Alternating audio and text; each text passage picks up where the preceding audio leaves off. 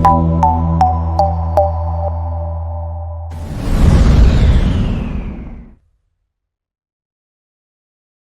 Hello guys, आप सभी का स्वागत है एसपी एजुकेशन चैनल पर। आज हम बात करने वाले हैं क्लास 12th के मोस्ट इम्पोर्टेंट एमसीक्यूज़ के बारे में, जो कि हमारे हिस्ट्री सब्जेक्ट के बारे में होने वाली है।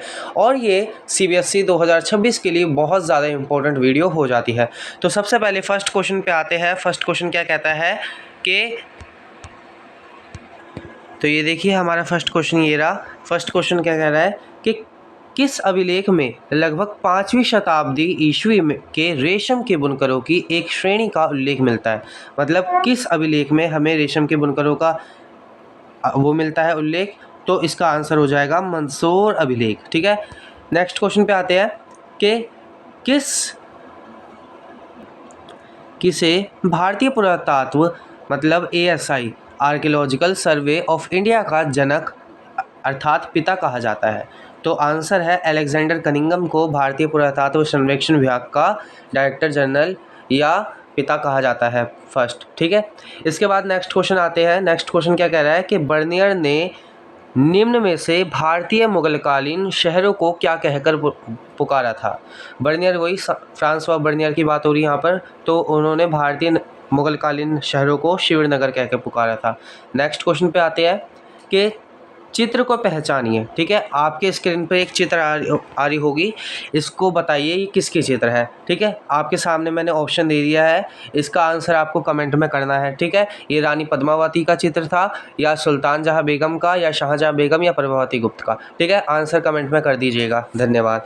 अब इसके बाद नेक्स्ट क्वेश्चन पे आते हैं। फिफ्थ क्वेश्चन क्या कह रहा है कि किस, ठीक है, बौद्ध धर्म, ठीक है, बौद्ध धर्म में चिंतन की नई परंपरा को किस नाम से जाना जाता है। ठीक है, चिंतन की नई परंपरा को, तो आंसर है महायान। ठीक है, नई परंपरा की बात करी है इसलिए महायान आ जाएगा, पुरानी की बात करें तो हीनयान आ जाएगा। तो सबसे पहले हम इसे समझ लेते हैं, इस क्वेश्चन को क्या कह रहा है ये। देखो, जो हमारा बौद्ध धर्म था ये 2 भागों में बाद में विभाजित हो गया था। पहला था हीनयान, जो कि इसका पुराना रूप था। ठीक है, पुराना रूप था, और महायान जो कि इसका नया रूप था। ठीक है, पुराना रूप क्या है, तो ये बुद्ध के पुराने सारे विचारों को मानता है, और नया रूप इसका महायान है, तो ये सारी नई चीज़ों को मानता है। ठीक है, इसलिए इसमें कहा गया है कि नई चिंतन की विषय मतलब नई परंपरा को महायान, ठीक है, और हीनयान पुरानी परंपरा। ठीक है, समझ लेना, जो ये अपना रेड वाला है ये अपना हो जाएगा पुराना। ठीक है, पुराना हो जाएगा रेड वाला, और ब्लू वाला क्या हो जाएगा अपना नया।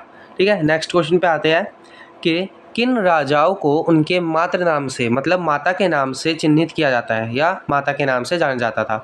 तो सातवाहन शासक आ जाएगा। ठीक है, गौतम श्री सातकर्णी। नेक्स्ट क्वेश्चन पे आते हैं। ये इसमें आप प्रयाग प्रशस्ति के बारे में जानेंगे। प्रयाग प्रशस्ति एक बुक थी जो हरिशेन के द्वारा लिखी गई थी। ठीक है, अब देखो प्रयाग प्रशस्ति की जितनी भी इसमें बातें लिखी है ये सारी सही है। सबसे पहले जो प्रयाग प्रशस्ति किताब थी यह पाली भाषा में लिखी गई थी। ठीक है, कई बच्चे इसे प्राकृत भाषा कर देते हैं तो ये गलत है, तो ये पाली भाषा में लिखी गई थी। ठीक है, पाली भाषा में लिखी गई थी। और दूसरा, इसे इलाहाबाद स्तंभ लेख के नाम से भी जाना जाता है। और तीसरा पॉइंट, प्रयाग प्रशस्ति को हरिशेन के द्वारा लिखा गया था। किसके द्वारा? हरिशेन के द्वारा इसे लिखा गया था। ठीक है, इसके बाद ये किसके लिए लिखी गई थी, तो ये अपना समुद्रगुप्त को डेडिकेट थी। ठीक है, समुद्रगुप्त के विषय में लिखी गई थी। जो हरिशेन था वो समुद्रगुप्त का दरबारी था और उसने समुद्रगुप्त के लिए ये किताब लिखी थी। ठीक है, बस इतना ही था वीडियो में। लाइक कीजिएगा, सब्सक्राइब कीजिएगा। और अभी ये वीडियो ख़त्म नहीं हुई है, अभी थोड़ी सी और है। इसी के साथ हम पार्ट 2 लेके आएंगे जिसमें और भी मोस्ट इम्पोर्टेंट हम MCQ की बात करेंगे, क्लास 12th की हिस्ट्री की। ठीक है, ये मोस्ट रिपीटेड MCQs है। ठीक है, तो बड़े ही ध्यान से देखिएगा। तो अब लास्ट ये क्वेश्चन है कि दी गई सूचना के आधार पर एक हड़प्पाई केंद्र की पहचान करनी है। ठीक है, तो सबसे पहले इसमें क्या है कि इस हड़प्पाई स्थल से नहरों के साक्ष्य मिले हैं। ठीक है, और यह अत्यंत कीमती माने जाने वाले नीले रंग के लार्जवर्थ मनी के सबसे अच्छे स्रोत थे।